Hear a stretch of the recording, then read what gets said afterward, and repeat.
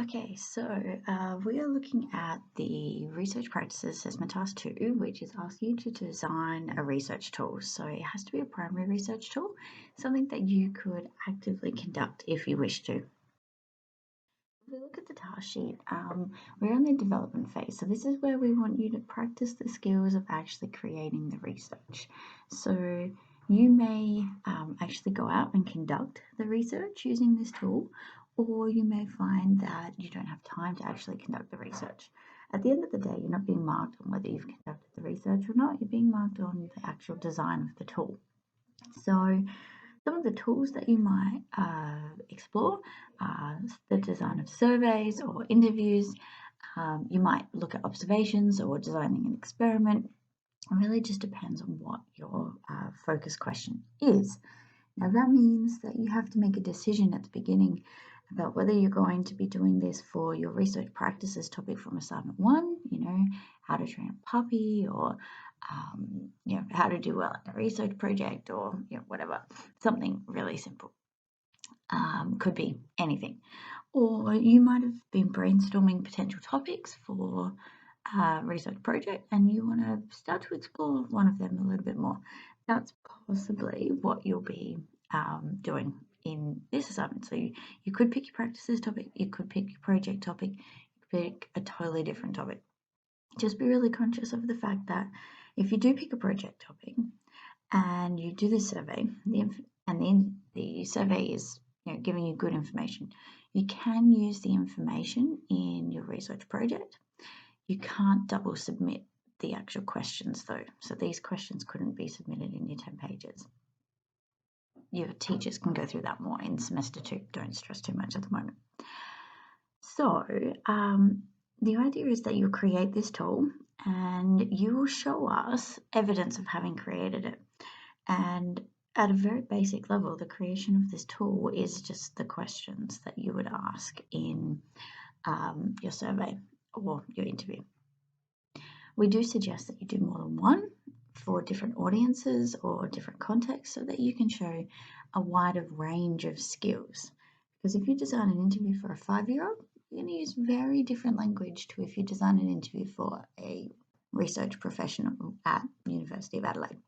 So just be really conscious of the fact that as a task, this is meant to be quite simple. It's not meant to be huge volumes of work, but it does need to be really quality work.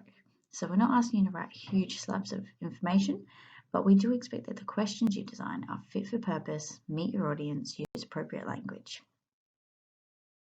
You're being marked on your KU1 criteria and your D1 criteria in this task because we want you to actually understand the purpose of your research. So you have to show to us that you understand that actually creating a survey has a particular purpose. Typically, it's to get a broader range of opinions, trends, quantitative data that you can then use to support an idea. If you're doing an interview though, it's more about your qualitative data and maybe you're trying to get some particular perspectives or something that you need more written detail on. So you need to show us that you have that purpose in mind. We have a range of different criteria that you could actually use to enhance your grades. So when you're designing it, it must be really clear what your purpose is. Now, you may wish to actually have a little section that says purpose and you write the purpose to show us. I mean, in your planning, you're going to have to do it anyway, so you might as well practice writing about it. You might want to have a little subheading that says audience, like who is this for? And then you talk to us about, this is a survey designed for the reception class. That's why it has smiley faces instead of words. You need to make it clear to us what you're trying to achieve. That's the main thing. So if the clearest way to do that is to actually have a little subheading that says purpose and audience, go for it. If you don't want to do that, it doesn't matter. It's about how much extra detail you want to put in. When you're writing your questions, it's really important that you think about the question design to try to show how much you know about the topic already. And if you don't know much, that's okay, but then that's got to change the purpose of your interview. If you don't know anything about your topic, you cannot write an interview for an expert because it's going to be a waste of their time and yours. So instead of using really simplistic questions for a research professional, you should actually have some really detailed, in-depth questions that would have come from your background reading or your prior knowledge on the topic. And if you want to, again, show us that, this is what I already know about my topic in the little background section, put it in. If you don't, don't. You then can design your question so that it actually embeds this evidence.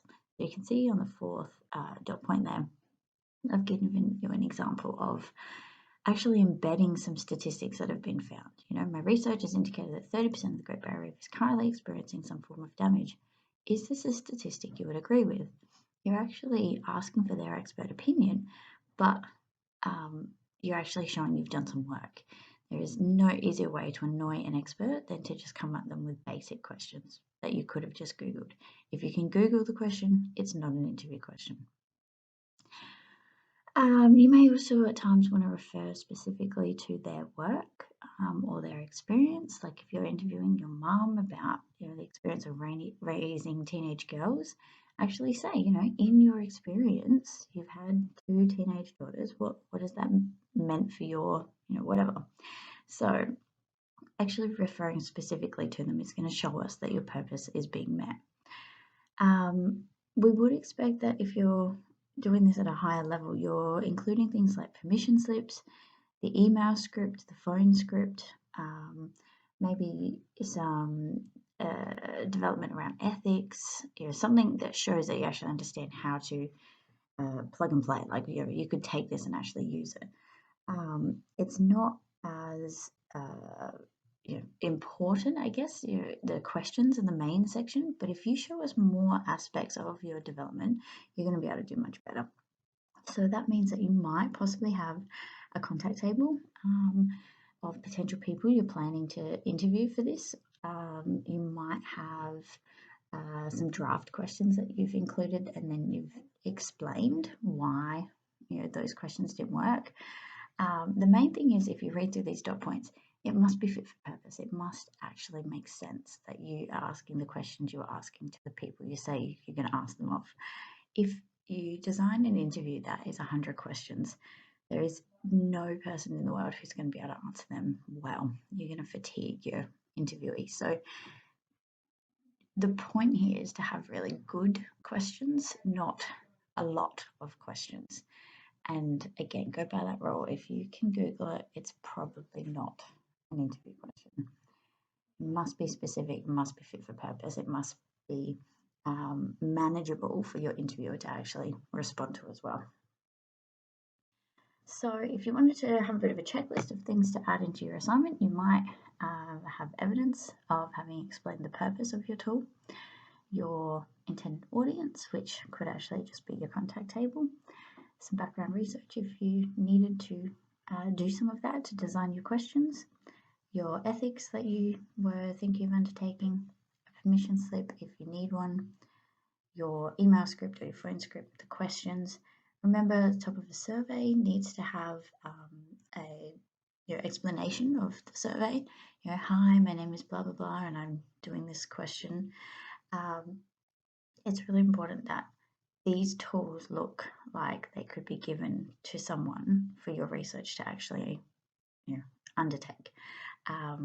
If they are just a scrap of paper with a few questions scribbled on it, it's not likely that you'd be able to actually run that interview. So we're looking for authentic development of research. That's what you're going to be marked on.